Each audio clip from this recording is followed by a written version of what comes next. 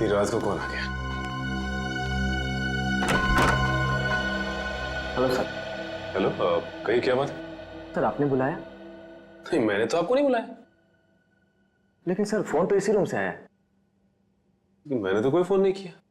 देखिए, आपको कोई गलतफहमी हो रही होगी। ओके सर, कोई बात नहीं, सॉरी सर। ठीक है।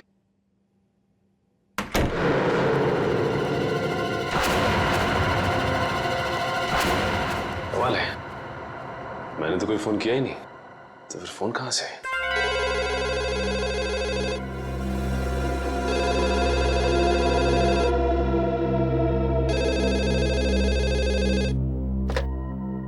हेलो हेलो, आप सीआईडी ऑफिसर सचिन है ना? हाँ, मैं इंस्पेक्टर सचिन बोल रहा हूँ। बोलिए क्या बात है? सर मेरी बात प्लीज गौर से सुनिएगा। एक खून होने वाला है सर। खून? किसका खून? एक आदमी अपनी मानसिक रूप से बीमार पत्नी की हत्या करने वाला है सर। सिर्फ आप ही है जो उन्हें बचा सकते हैं। उस बंगलों में उन दोनों के सिवाय और कोई नहीं है। ये आदमी रहता कहाँ पे? Hello hello hello.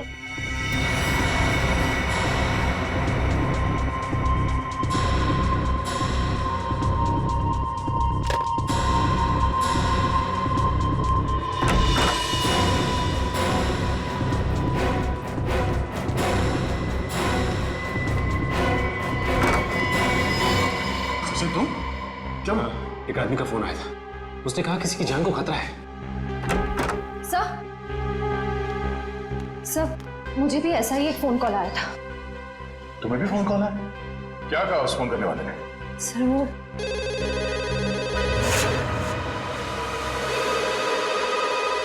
इतनी रात को कौन फोन कर रहा है?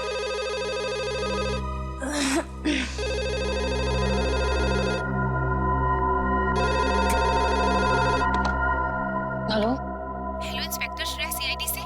जी बोल रही हूँ। जी, मैं आपको बताना चाहती हूँ कि एक बुजुर्ग की जान को खतरा है। उनके रिश्तेदार उन्हें दौलत के लिए मारना चाहते हैं। कौन बोल रही हैं आप? कहाँ से बोल रही हैं? देखो, मैं कौन हूँ, कहाँ से बोल रही हूँ, ये जरूरी नहीं है। आपके पास सिर्फ 48 घंटे हैं उन्हें बचाने के लिए। Hello hello.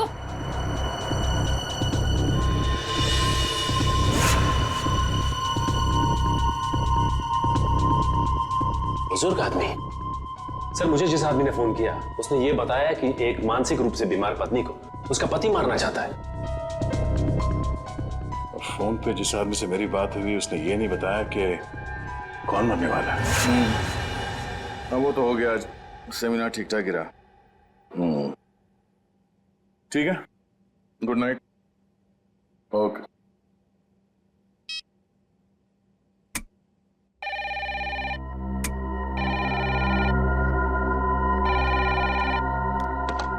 हेलो। वो कुल्हाड़ी वाला खूनी वापस आ गया है। अगले 24 घंटे में एक नया शिकार करने। बचा सकते हो तो बचा लो उसे। Hello hello hello. एक बुजुर्ग, एक पत्नी और एक कुल्हाड़ी वाला खूनी। अब ये क्या चक्कर है? तीनों की जान बचाने के लिए सबसे पहले हमें ये पता करना पड़ेगा कि फोन किसने किया था। चलो।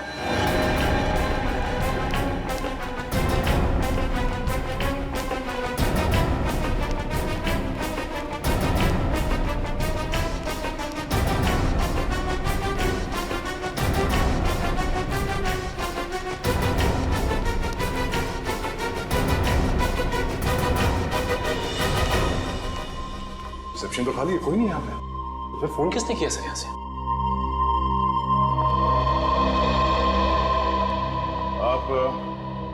आप यहाँ के रिसेप्शनिस्ट हैं? हाँ जी, कोई प्रॉब्लम? हमारे कमरों में जो कॉल्स अभी अभी आपने ट्रांसफर किए थे वो किसने किए थे? मैंने? नहीं तो। और बिना गेस्ट की परमिशन के हम कोई फोन कॉल ट्रांसफर नहीं करते सर। अगर आपने फोन कॉल ट्रांसफर नहीं किया तो हम तीनों के कमरे में फोन कॉल कहाँ से आया? सर ट्रस्ट मी, मैं इस बारे में कुछ भी नहीं जानती हूँ। प्लीज मेरा यकीन करिए। वैसे कितनी देर पहले आपको ये कॉल्स आए थे? ये तकरीबन 5 मिनट पहले किए। पर 5 मिनट पहले मैं रिसेप्शन पे नहीं थी सर। मैं कुछ काम से बाहर गई थी। ओह, शायद इसी बात का फायदा उठा के किसी ने यहाँ से कॉल ट्रांसफर किया है। रूबी, क्या बात है? कोई प्रॉब्लम है क्या? सर इन लोगों का कहना है कि इनके कमरे में कुछ फोन कॉल्स आए हैं। और पर सर मैंने फोन कॉल ट्रांसफर नहीं किया। देखो, गेस्ट इज ऑलवेज राइट। मेहमानों के साथ इस तरह से बहस नहीं किया करते। अगर ये लोग कह रहे हैं फोन कॉल्स आए हैं तो डेफिनेटली आए होंगे। अच्छा, रिसेप्शन के अलावा किसी और जगह से हमारे कमरों में कॉल ट्रांसफर किया जा सकता है? नहीं सर। ओह, इसका मतलब है कॉल ट्रांसफर यहाँ रिसेप्शन से ही किया गया है। मगर सर, हाँ सर, जाने से पहले मैंने चंदर को यहाँ रुकने के लिए कहा था। ये चंदर कौन है? हमारे स्टाफ का मेंबर है सर। और ये चंदर इस वक्त कहाँ है? कहाँ है?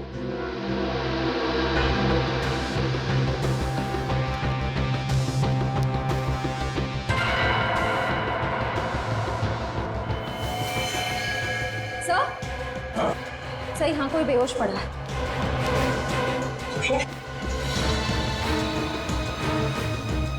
मैम प्लीज जरा पानी लेके आइए। या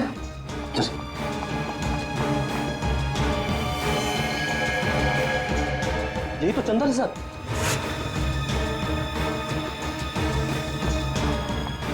ये लीजिए सर,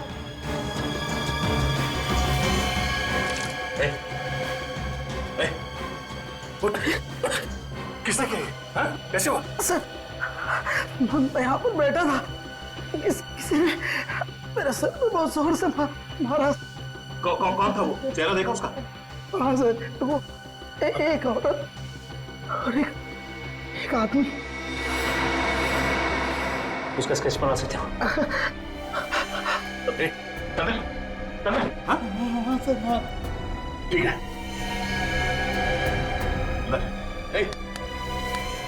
मैनेजर साहब, एम्बुलेंस को फोन करो, हॉस्पिटल ले जाना पड़ेगा इसे, जल्दी।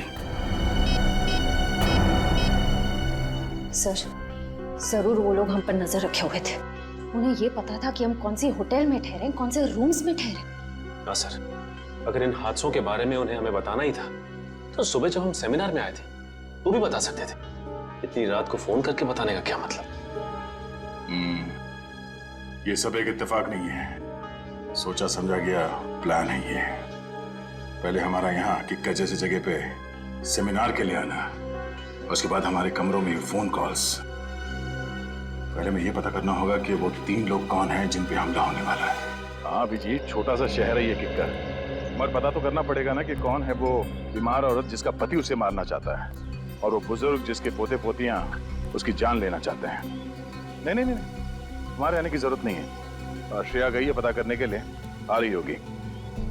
अच्छा अभिजीत, सिर्फ ये पता करना कि हमारे क्रिमिनल डेटाबेस में ऐसे कौन अपराधी है जो कुल्हाड़ियों से खून करते हैं और जो हाल ही में जेल से छूटा हो। Okay okay, thanks thanks. Sir, हाँ सर, पूरे किक्कर शहर में 6 औरतें जो दिमागी तौर से बीमार हैं। उनमें से 4 औरतों का ट्रीटमेंट हॉस्पिटल में चल रहा है और 2 औरतें हैं जो घर पर रहती हैं। उन 2 औरतों में से एक औरत है जो शादीशुदा है, मल्लिका। मल्लिका, और वो बुजुर्ग? सर, ये है वो बुजुर्ग की फोटो। इनका नाम केतन है, किक्कर शहर के सबसे बड़े रईस हैं। अगर इन्हें कुछ हो जाए तो इनकी पूरी जायदाद उनके पोते पोतियों को जाएगी। मल्लिका और केतन, इनके घर चल के देखना पड़ेगा। सर, क्यों ना मल्लिका के पति और केतन के रिश्तेदारों को हम गिरफ्तार कर लें? नहीं श्रेया, जुर्म करने का सोचना गुनाह नहीं है, जुर्म करना गुनाह है। इन लोगों को बिल्कुल भनक नहीं लगनी चाहिए कि हमें सब पता चल गया है। रंगे हाथों पकड़ना इन सबको। सर, हाँ? ये रहे उन 2 लोगों के स्केच जिन्होंने चंदर पर हमला किया और उसे बेहोश किया। ये दोनों तो? हाँ सर, ये दोनों वही हैं जो हमें सेमिनार में मिले थे।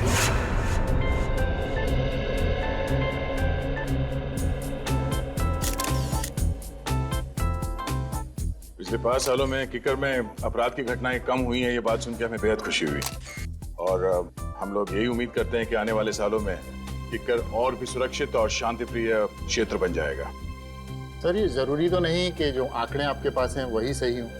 ये भी तो हो सकता है कि जुर्म उतने ही हो रहे हों लेकिन लोग रिपोर्ट नहीं लिख पा रहे हैं। देखिए, अगर ऐसा है तो कानून के लिए बेहद शर्मनाक चीज है। जिस दिन लोगों के मन से कानून का विश्वास उठ जाएगा, उस दिन वो अपने साथ हो रहे अत्याचार हमारे पास आके बताना बंद कर देंगे, और उस दिन इस देश की डेमोक्रेसी, यहाँ का प्रजातंत्र पूरी तरह रह जाएगा।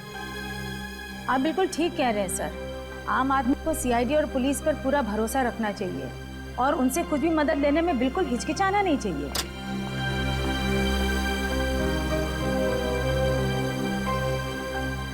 चलिए सर, खाना खा लेते। हमारा अगला सेशन 3 बजे तक शुरू हो जाएगा। तो आप सबसे निवेदन है कि प्लीज ठीक समय पर आ जाइए। चलिए sir. Sir please CID team की एक साथ फोटो। श्योर।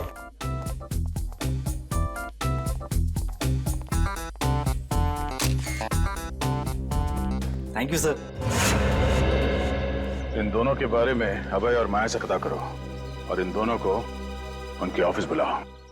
ये सब बिल्कुल झूठ है सर। भला क्यों हम किसी पर हमला करेंगे? अगर आप लोगों ने कुछ नहीं किया तो फिर चंदर ने आप ही लोगों का स्केच क्यों बनवाया? अब हमें क्या पता सर, आप चंदर से ही पूछ लीजिए ना। चंदर से पूछ चुके हैं, इसीलिए तो आप तक पहुंचे। अब ये बताइए कि आप लोग क्या गैलेक्सी स्टार में अक्सर जाते थे? जी हाँ सर, जब भी हम किक्कर आते हैं होटल गैलेक्सी स्टार में ही ठहरते हैं, लेकिन कल रात हम वहां नहीं गए थे। अच्छा, जब भी किक कराते वही रुकते हैं, पर कल रात नहीं रुके। कोई खास वजह? हाँ, क्योंकि हमारी भतीजी की किक्कर में शादी हुई है और उसके बहुत कहने पर उस रात हम उसके घर ठहर गए थे। आप चाहे तो उससे पूछ सकते हैं। पूछ भी लेंगे और रिसेप्शन डेस्क पे लगे उंगलियों के निशान वो भी मैच करवा के देखेंगे। सर अगर आप चाहें तो हमारा लाई डिटेक्टर टेस्ट भी करवा सकते हैं। जब हमने कुछ किया ही नहीं तो भला हम क्यों डरे? सर मुझे लगता है कि ये लोग सच कह रहे हैं। कहीं ये चंदर हमें गुमराह करने की कोशिश तो नहीं कर रहा है? चंदर ने हमसे कहा कि किसी ने उसके सर पे पीछे से हमला किया था, तो फिर उसने उसका चेहरा कैसे देखा, स्केच कैसे बनवाया?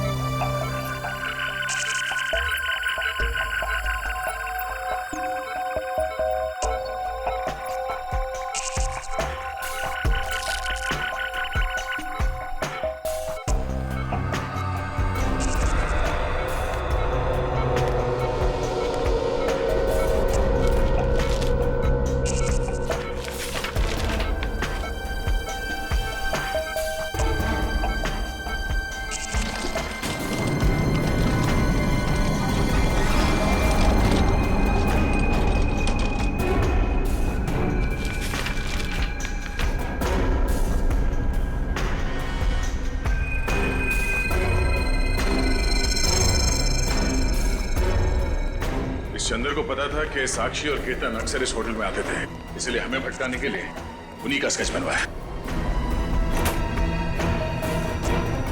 अरे ये चंदर कहां गया? इसी रूम में रखा था उसे सर। जरा आसपास देखना।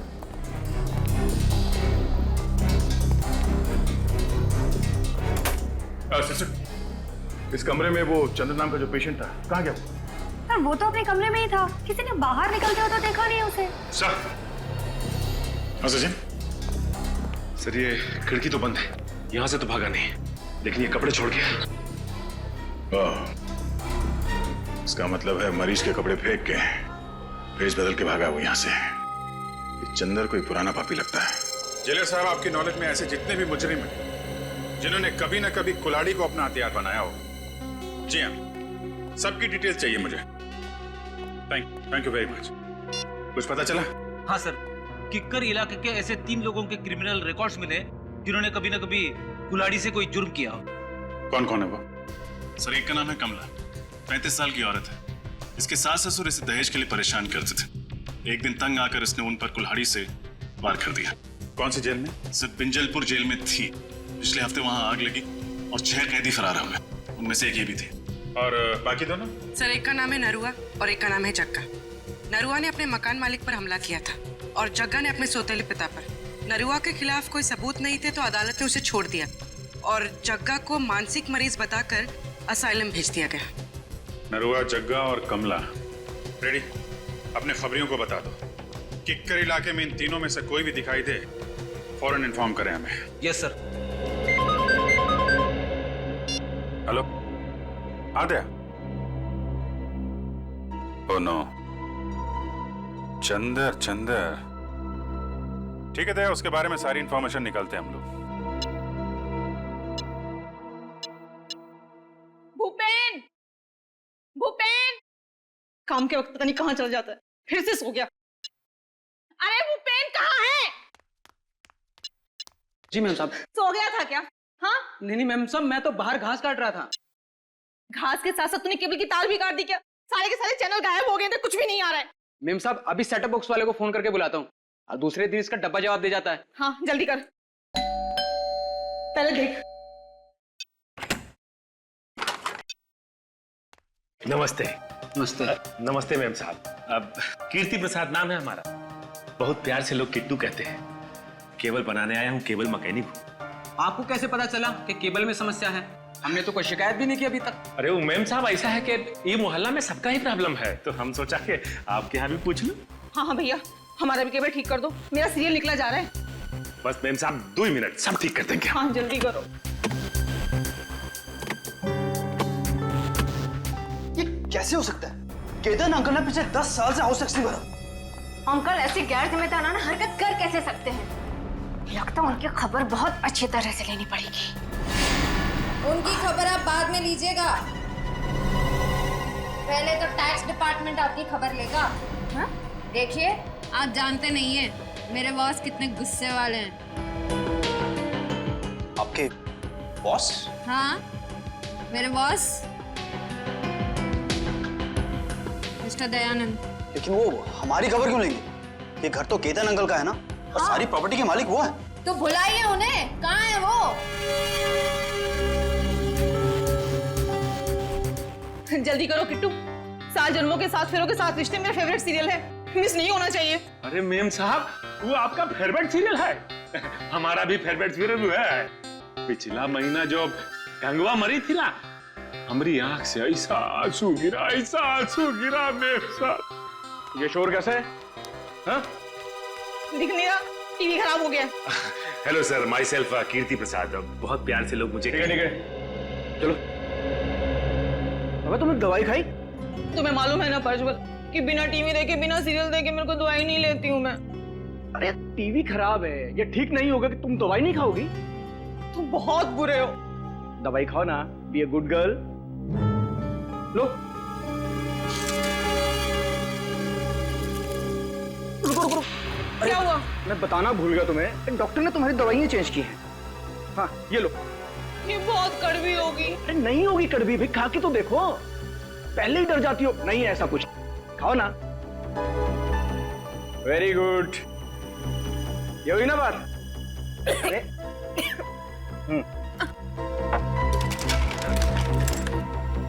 साहब क्या है कि आपका सेटअप बॉक्स में बारिश का वाटर घुस गया है, तो हम शाम को आगे आता हूँ। नहीं शाम को नहीं, तुम एक काम करो, तुम परसों आओ। तुम्हारा दिमाग खराब हो गया है प्रज्वल। हाँ 3 दिन तक मैं बिना टीवी के कैसे रहूंगी? और किट्टू, हमारी छत तो टपकती ही नहीं है, तो सेटअप बॉक्स में पानी कहाँ से घुस गया? तो क्या है कि मैम साहब कोनो गीला हाथ लगाया होगा सेटअप बॉक्स पे। ये इस बिपिन ने लगाया होगा। गुस्सा मत करो ना, सब ठीक हो जाए। सुनो सही, कैसे रहूंगे? तो क्या है मैम साहब के हमारे पास वो सुखाने के लिए पंप नहीं है, तो हम लेके आते हैं। हाँ भैया। अच्छा मैम साहब। क्या गिराया तूने? तोड़ा तो नहीं कुछ? अरे नहीं साहब कुछ नहीं। जाओ यहाँ से। हाँ हम आते हैं सर। क्यों गुस्सा कर रही हो तुम?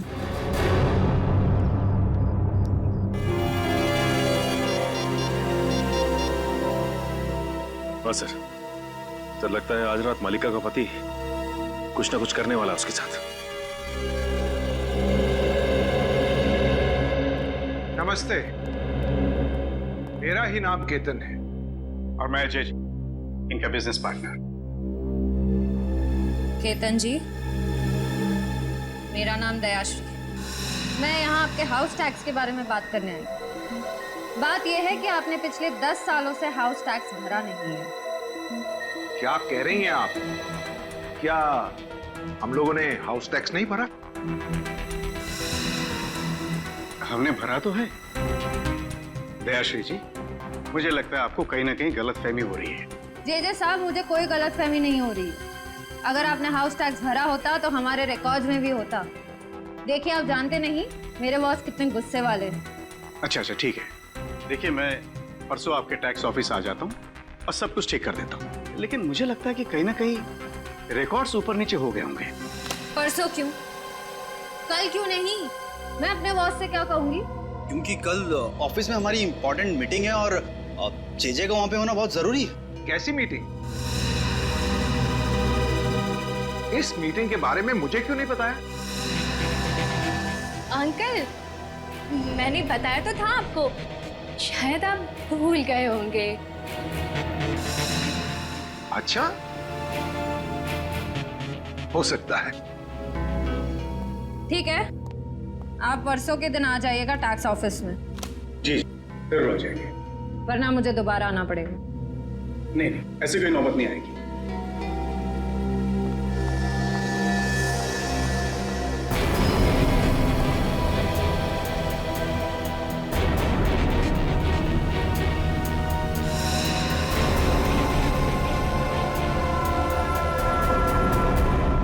हाँ, केकर से भागा?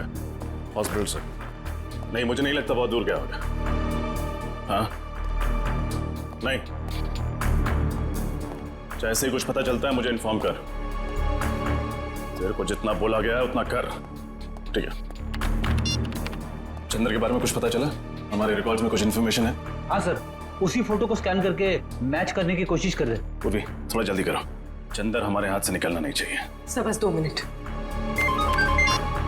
हाँ दे सर। यस सर, उसी काम में लगे हुए हैं। सर जैसे ही चंद्र की कोई इन्फॉर्मेशन मिलती है मैं आपको फोन करता हूँ। Yes sir. सर। हाँ बोलिए। सर चंद्र की इन्फॉर्मेशन मिल गई सर, ये देखिए। सर चंद्र का असली नाम मुंगेरी है। ये एक छोटा मोटा चोर है और कई बार जेल के चक्कर काट चुका है। अभी इसका बैंड बजाते सर, सीआईडी को चकमा देकर भाग रहा था। रहता कहाँ है? सर इसका कोई परमानेंट एड्रेस नहीं है। जब भी जेल से छूटता है तब नया ठिकाना बना लेता है। बड़ा ही पहुंचा हुआ खिलाड़ी है। आज तो आएगा ही।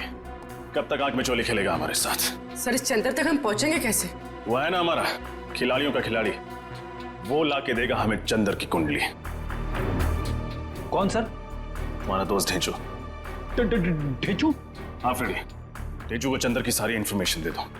उससे कहो कि घंटा पूरा होने से पहले मुझे उसका ठिकाना चाहिए। Yes sir.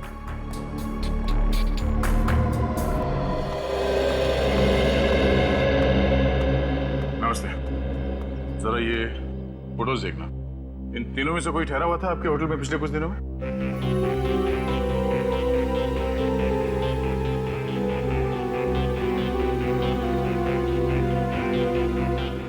ठीक है, थैंक यू।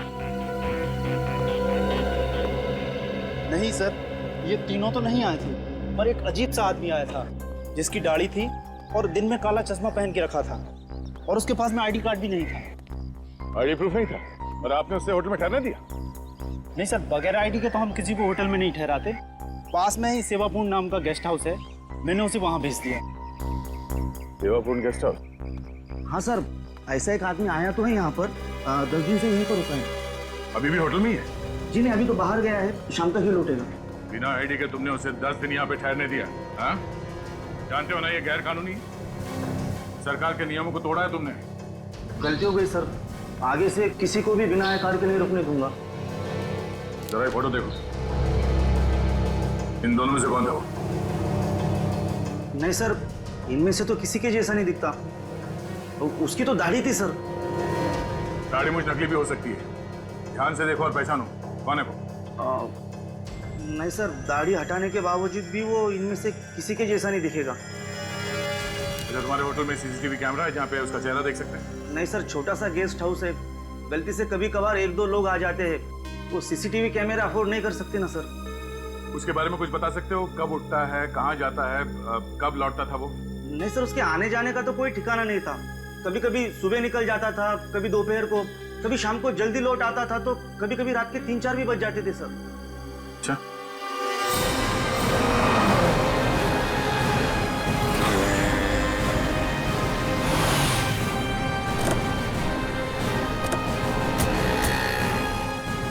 आपको पूरा यकीन है ये चंद्र उर्फ मुंगेरी हमें इसी इलाके में मिलेगा?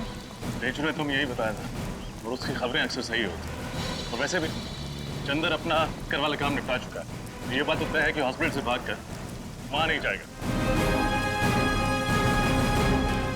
तो ये भी तो हो सकता है कि हॉस्पिटल से निकलने के बाद चंद्र किसी और शहर चला गया। होने को तो कुछ भी हो सकता है निखिल, लेकिन चंदर का अपना घर यहाँ इस शहर में, चल के देखते हैं। सर काफी अच्छी प्लानिंग की थी इस 400 पीस चंदर। जिस होटल में एसीपी सर ठहरने वाले थे वहीं जाके नौकरी करने लगे, वो भी बस 1 हफ्ते पहले। हाँ, घेचू ने कहा था ना कि चंदर पहले भी बहुत सारे फ्रॉड और 420 वाले काम कर चुका है, तो एक होटल में नौकरी करना उसके लिए कौन सा मुश्किल रहा होगा। सुनिए, ये आदमी चंदर, इसका घर कहाँ है? सामने दुकान पे पूछ लीजिए। Thank you.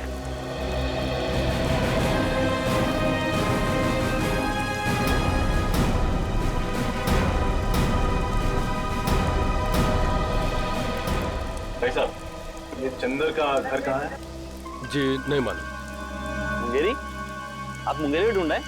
हाँ, मुंगेरी उर्फ चंदर। मिले तो उससे कहिएगा कि मेरे पैसे लौटा दे।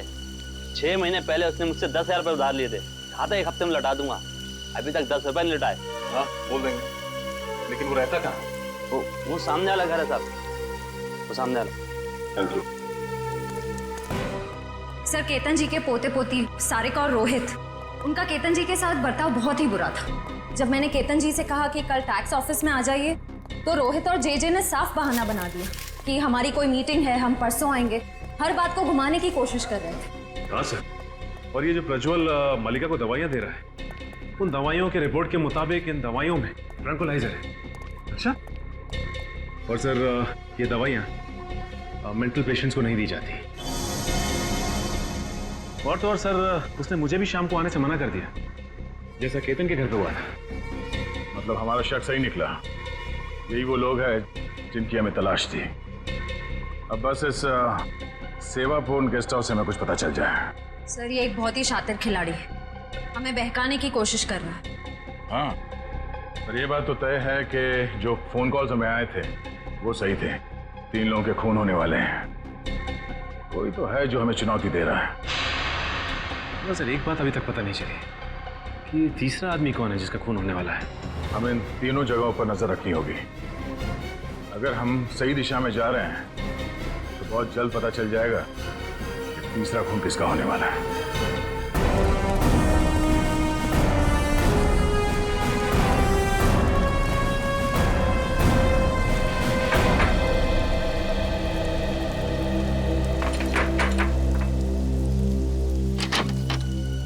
जी कहिए। मुंगेरी से मिलना। आप लोग? CID। निखिल पूर्वी, देखो कहाँ है?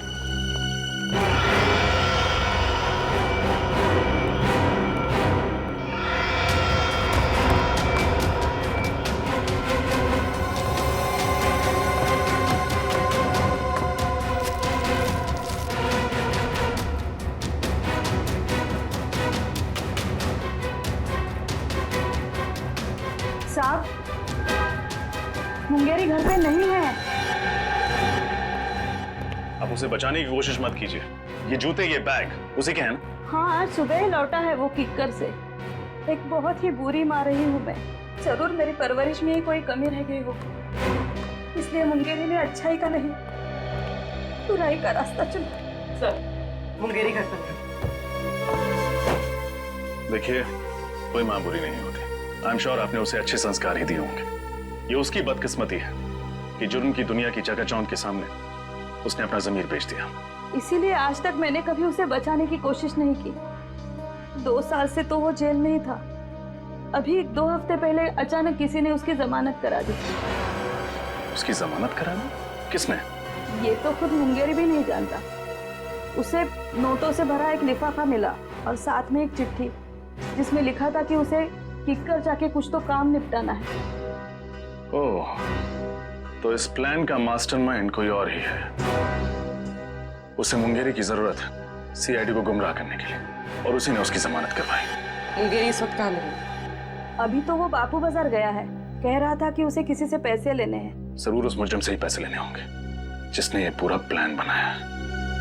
बापू बाजार।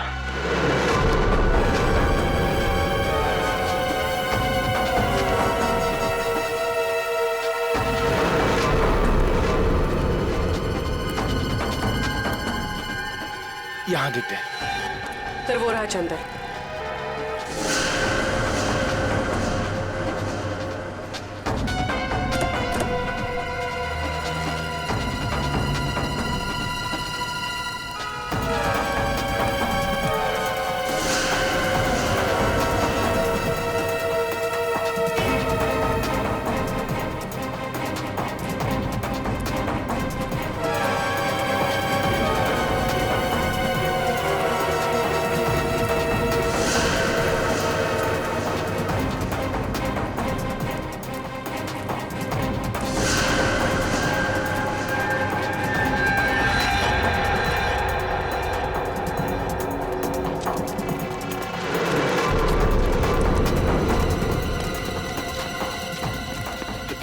यार, देख है वो देख। अच्छा इधर से चल चल चल चल।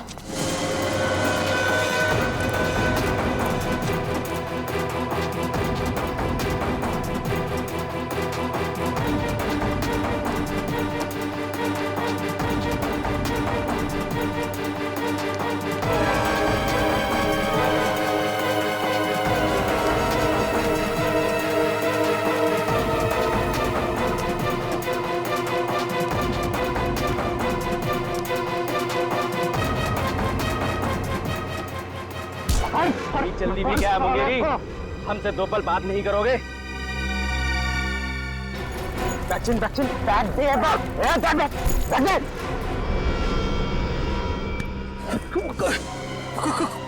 कौन है तुम लोग? हम आपके दिल में रहते हैं, किस्मत की धारा में सब बहते हैं। फोन पे मुझसे ही तो बात कर रहे थे तुम। अच्छा रघु, लेकिन बॉस ने तो कहा था कि हम दोनों नहीं मिलेंगे।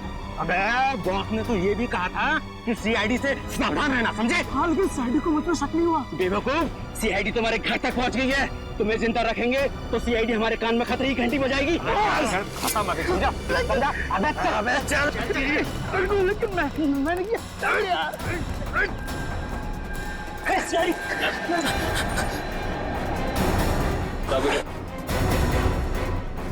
खतरे की घंटी भी बजाएंगे और इंसाफ की लोरी भी सुनाएंगे।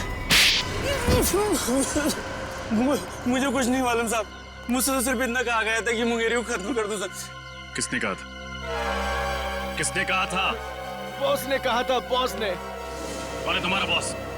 सर कुशल। कुशल? सर कुशल तो वो होटल मैनेजर है। सर उसी ने मुझसे कहा था सीआईडी को सारे फोन कॉल्स करने के लिए। मुझे तो ये भी नहीं पता है कि मरने वाले कौन है और मारने वाला कौन है। निखिल, ले जाए ना। चल। हट। हट। अपनी किकर वाली टीम को इन्फॉर्म करना पड़ेगा। पता नहीं क्या चल रहा है इस कुशल की खोपड़ी में। ध्यान से देखो सीढ़ी। ये मुझे क्या हो रहा है? मेरा सर क्यों चकरा रहा है? हाँ? कौन सी गोली दी है? मलिका, लगता है वो दवाई ने ना साइड इफेक्ट कर दिया। हम डॉक्टर के पास ही जा रहे हैं। लगता है ये लोग मल्लिका का काम तमाम करने जा रहे हैं। गोदाम में आग लग गई। जीजे ने मुझे फोन करके बताया क्यों नहीं? कल आपको फोन करने की कोशिश की थी, आपका फोन बंद था। मैं अपना कभी फोन बंद नहीं रखता। अंकल प्लीज जल्दी चलिए, आखिर देखें तो सही कि नुकसान कितना बड़ा हुआ है। चलो।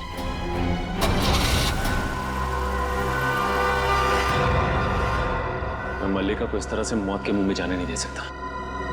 कुछ ना कुछ करना होगा उसके लिए।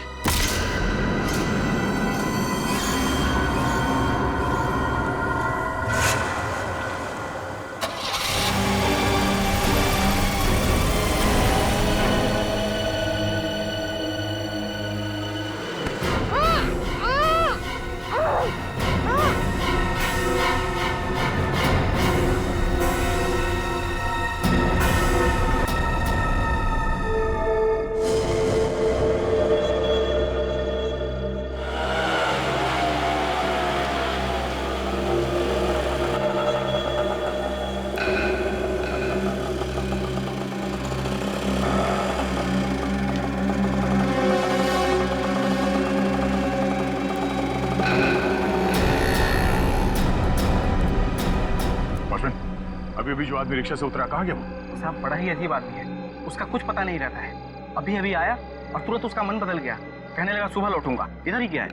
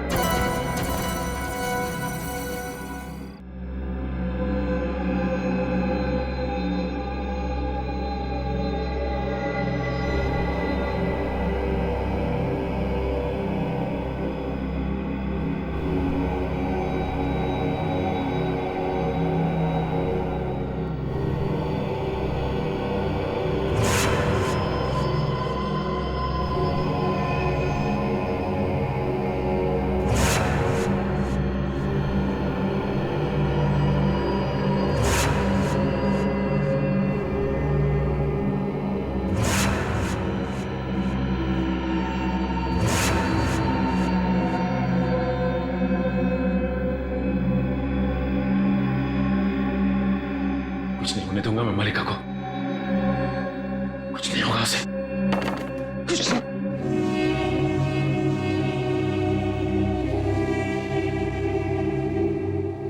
मल्लिका को कुछ हो तो नहीं किया?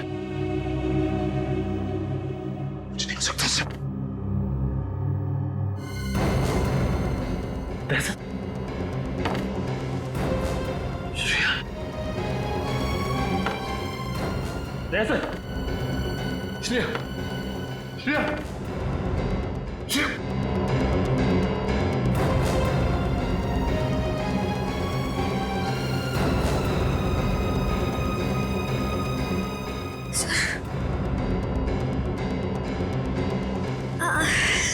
मेरे सर में बहुत दर्द हो रहा है। दहशत, दहशत, सर, सर, दहशत, दहशत। दहशत।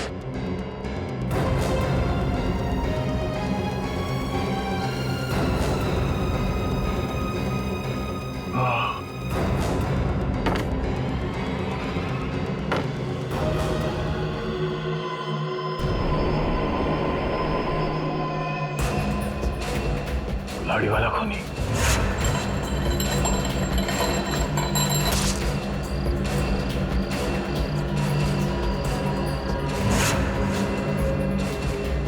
ये सब एक साजिश थी हमें बंदी बनाने की। क्या समझ?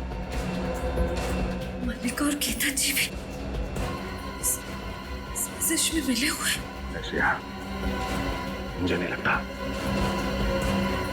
मल्लिका और केतन इतने शातिर नहीं है। हाँ सर, उससे पहले कि वो उन तीनों का खून करे हमें बंदी बना लिया।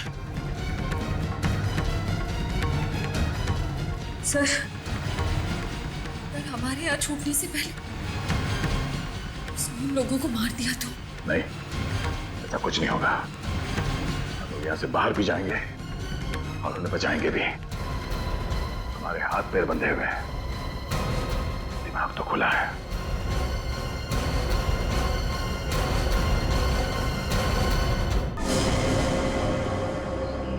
क्या सोचा था तुमने?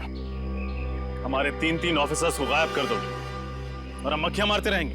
माफ कर दीजिए साहब, मुझे माफ कर दीजिए। मैंने ये सब पैसों के लालच में किया है साहब। किसने दिए पैसे? बोल। वो अभय और माया है साहब। अभय और माया?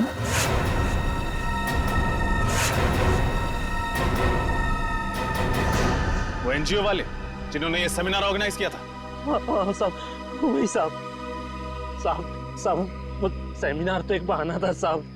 वो लोग बोल रहे थे कि अब देखना हमारी चूहेदानी में सीआईडी के 3 चूहे कैसे आकर फंसते हैं। चूहों को नहीं, शेर को दावत दी है उन्होंने अपने घर पे। लोग सोच भी नहीं सकते तुम जैसे मच्छरों का दया सर क्या हाल करेंगे। कहाँ रखा है हमारे 3 ऑफिसर्स को? साहब मुझे नहीं मालूम साहब, कुछ नहीं मालूम। वो लोग बातें कर रहे थे कि ऐसी भीड़ भाड़ वाली जगह पे रखेंगे जहाँ पे किसी को शक ना हो साहब।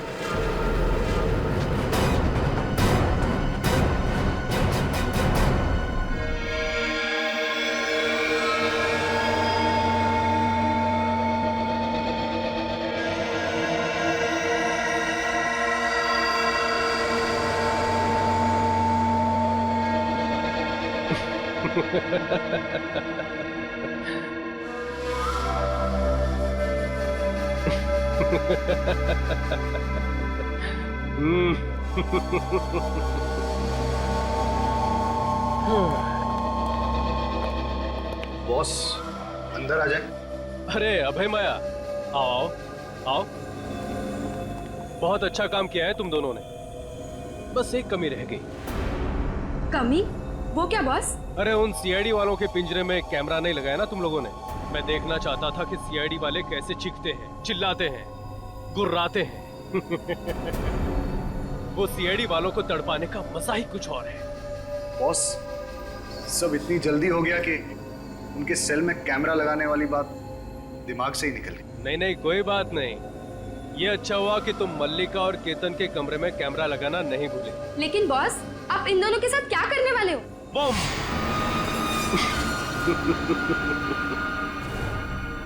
मार दूंगा उन्हें और सीआईडी वालों को भी। इन 3 बेगुनाह लोगों को ना बचाने के पछतावे में ये सीआईडी वाले खुद ब खुद मर जाएंगे। लेकिन बस मलिका और केतन के अलावा वो तीसरा कौन है जिसे आप मारने वाले हो? वो तीसरा ही तो है तुरुप का इक्का, जिसकी मौत से सीआईडी वालों के हौसलों की भी मौत हो जाएगी। तुम बस देखते जाओ। बॉस, हमारा काम तो हो गया है, तो क्या हम किक्कर छोड़ के जा सकते हैं? तुम दोनों कुछ दिनों के लिए अंडरग्राउंड हो जाओ। तुम दोनों के पैसे तुम्हारे बैंक अकाउंट में ट्रांसफर कर दिए गए हैं। Thank you boss. अब होगा सीआईडी का सर्वनाश।